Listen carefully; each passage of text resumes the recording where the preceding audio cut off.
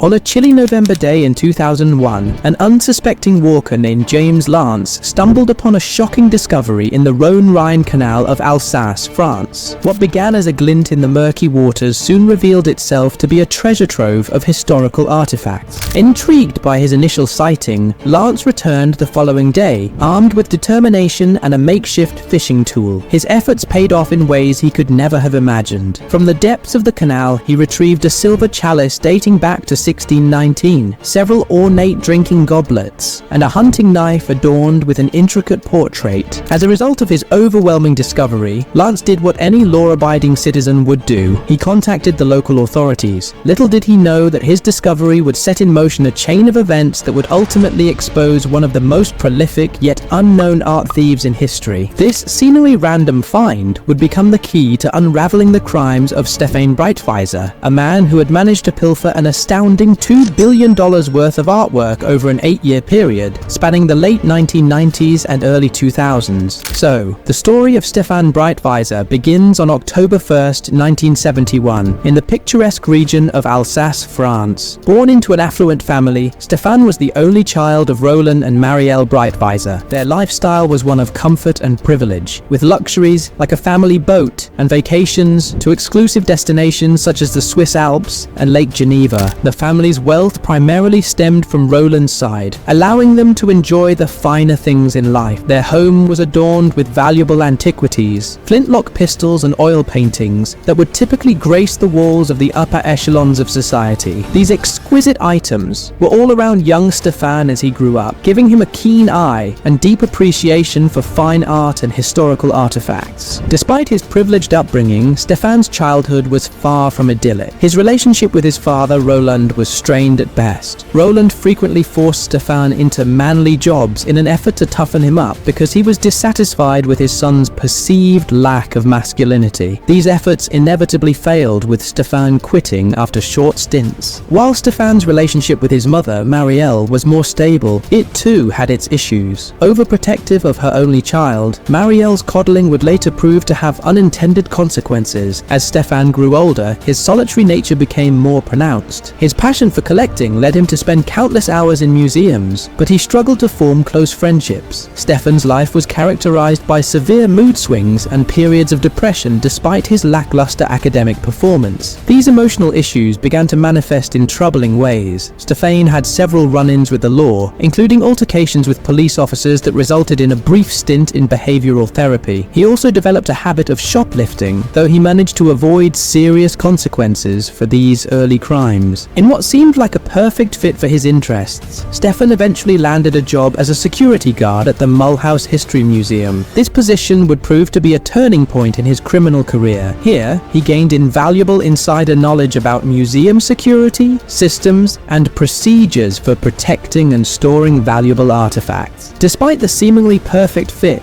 Stéphane's tenure at the Mulhouse History Museum was brief, lasting only a month. However, this short stint marked the beginning of his criminal career. Upon leaving, he stole a 1,500-year-old belt buckle from France's Merovingian dynasty, his first major theft. After losing his museum job, Stéphane struggled with employment and battled severe depression. But in 1991, at age 20, his life took a turn when he met Anne-Catherine Kleinklaus at a birthday party. Their relationship blossomed quickly, with Stéphane reportedly falling in love instantly. Stéphane's opulent lifestyle captivated Anne-Catherine, a nurse's assistant from a working-class background. She eagerly joined his family on luxurious vacations, experiencing a world previously unknown to her. However, as Stéphane's romantic life improved, his family life crumbled. His parents' divorce forced him and his mother to move into an apartment, a downgrade that Stéphane deeply resented. The loss of his father's fine possessions seemed to intensify his desire to acquire valuable objects by any means necessary. He cut off contact with his father for years, seemingly more upset about the loss of luxury items than the family turmoil. This childish reaction hinted at a deeper issue, an unhealthy obsession with material possessions that would soon spiral out of control. The family eventually settled in Mulhouse, France, where Stéphane took up residence in the attic. His grandparents, ever indulgent, gifted him a 4-poster bed to ease his transition. Throughout this tumultuous period, Anne-Catherine stood by Stéphane, eventually moving into the attic with him. Stéphane continued to struggle with employment, relying on financial support from his grandparents and Anne-Catherine. The couple used this borrowed money to fund their mini-trips rather than pursuing a career or financial independence. It was during one of these excursions in 1994 that Stéphane and Anne-Catherine's life of crime began.